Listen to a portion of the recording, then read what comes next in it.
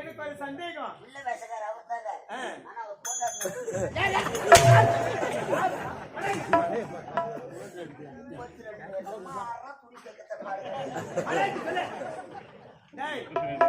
பேட்டை ரவுடின்னு சொல்றேன். பேட்டை ரவுடிக்கு பேட்டையில தானே வேலை, காத்துக்குள்ள என்ன வேலை? ரவி நாடகம் பண்றது ஐயா சொன்னீங்க. முதல் வருஷம் போக சொல்றேன்.